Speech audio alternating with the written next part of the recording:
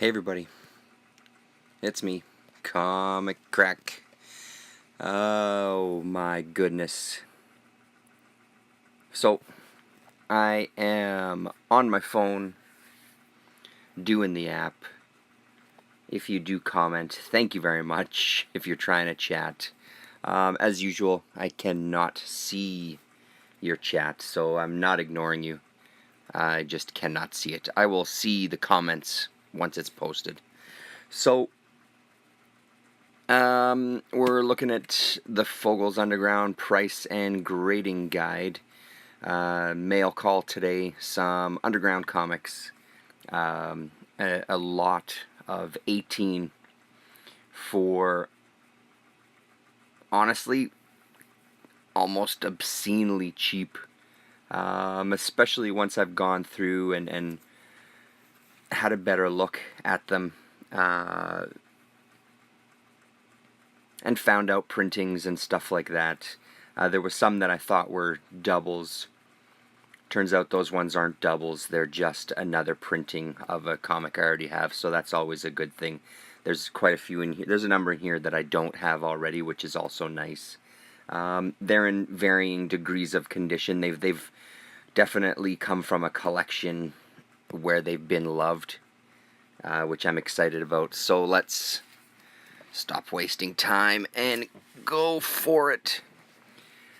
Going backwards, Zap Comics for issue number 5, a 50-cent cover. This means, according to the book, I used the book and Comix joint as usual. Those of you who, for some reason, have stumbled onto this video down the road and don't know my channel, those are the two resources that I use a lot, especially when it comes to finding out the grade. It's good. The price guide is good to get kind of a rough idea of a price. At this point, I sort of know a little bit of what to expect to pay for some of these. And like I said, these are very reasonable, especially considering what was contained in this lot. So this is a first printing. Oh, and just in case, there is some stuff coming up that may be considered offensive by some. Again, those of you who know the channel fully expect that, and let's face it, that's what you're here for. So there you go. Your dreams have come true. Zap Comics, number 5. This was an interesting one. Young Lust, number 3, 75-cent cover. Full color, cover to cover, which is pretty incredible. Especially when you see stuff like that. Fucking Spain Rodriguez in color. Just spectacular. It has a hole punched in the one corner. I'm not exactly sure what that's about, but it's a pretty beautiful book. An interesting way to discern the printing of this one. Page 1, panel 2. If this is in a scroll like it is here, that tells you that it's a first printing. In the second and third printing at the 75-cent cover price, they turn this into just a box for this narration up here. Only the first printing has the scroll. I can't say I've come across something like that. Usually it's some sort of copyright or missing copyright or printing number 54321, something on the inside front cover or the cover price itself that is more the indicator. Every once in a while you get into some strange stuff. That's one of the more unusual ones to find out about the printing. Yellow Dog, number 21, 50-cent cover price. According to the book, there was only ever one printing of these. So that makes it simple. Some of these are heavy-duty, thick books.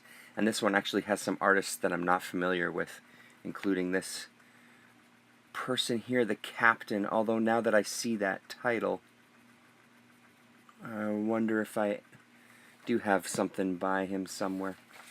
Anyway, Yellow Dog, XYZ Comics, good old Crumb.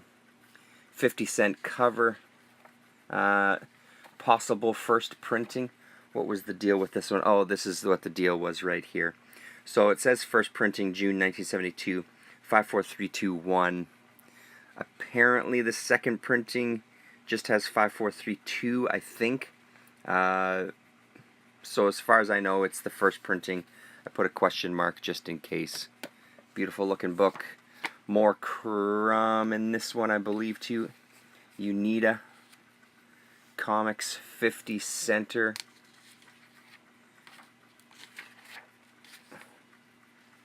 Yeah, with some good strips here. First printing again. Just love it. As I've said in the past, Crumb isn't a guy that I kind of strive to collect or anything. It's not that I'm not a fan of his stuff, especially seeing stuff like this. His inks and stuff like this is really, really impressive. All this detail, all the line work on the suit, and just the surrounding area is really beautiful stuff. It's not that I'm not a fan. I'm just not an enormous fan. I do realize his importance. Some of his stuff just pushes the boundaries a little too much even for me. And that's saying something. It's not that I'm offended by any of it by any stretch. It's just he's not my go-to guy when it comes to the undergrounds, for sure. Tales of Sex and Death. This is a duplicate. There was only one printing of this one. This is issue number 1, 50 center. First and only printing, but that's okay. I can add it to the stack of books to trade, which I've been thinking for since I've been seeing more and more eBay lots of underground comics. I may give that a shot. Whenever I get books in, I try to scan them right away, so I have those files on the computer. I'm thinking of trying my hand at throwing up a underground comics lot on eBay in the next little bit. Yeah, because I've got quite a stack of doubles at this point. It would be nice to see them move. Another one I'm really excited about. Love this cover so much. San Francisco Comic Book, issue number 3, 50 center, with the crazy hippie hypnotizing the poor young lass with the parents looking on in horror. I love it. It's a great cover. It's a classic cover. One that stood out to me. First and only printing of that one. The People's Comic. I believe I don't have this first printing. It's from the Golden Gate Publishing Company. I think the earliest one I have is a 75-cent cover price. This one has the infamous Death of Fritz the Cat story, which came into being after the Fritz the Cat movie came out. So he's put in this setting of being on a talk show and having problems with his girlfriend and being kind of abusive until finally she's had enough of his shit and ice pick to the back of the head, or to the top of the head rather, and kills the bastard. Famously, Crumb has said that when the movie came out, he knew it was time. Something had to be done about Fritz, and he got some pleasure out of killing the bastard in his books. Issue number 6, Fabulous Furry Freak Brothers, $1.50 cover. Second printing of that beauty. Really excited about this one. This one has really been loved. Cover, spine roll and everything. First printing of Freak Brothers number 5, a 75-cent cover. I love this one a lot. The colors are a little faded. The books, all of these Freak Brothers, they feel a lot thicker than the other issues that I have. I don't think there was anything missing from later prints, but I'm going to have to look into that, because they sure feel thicker. And then issue number 1, 75 center, a 12th printing of that young fella right there. Dr. Atomic, issue number 1, first printing, again, loved. Folded in half, stuffed in a pocket. Fantastic, really, really fantastic. I'm looking forward to this one, actually. I have a couple of other Dr. Atomics. Yeah, so there we go. The other one that I know is a double Dirty Duck books. Really great kind of a crazy cat knockoff. 50 center. I think there was only one printing of this sucker as well too. Yes, there was, yeah. One that you don't, or I don't see that often. You can see kind of the unusual size of it compared to a little more of a regular sized underground comic. This is Plunge into the Depths of Despair, 50 center. First printing here. Same thing, has a hole punched in the corner. Not sure what that's about. Bizarre Sex number 2. Some really great stuff in here too. What did I write? Yeah, first printing for this as well. Was this the one that had one of these? No, maybe it wasn't this one.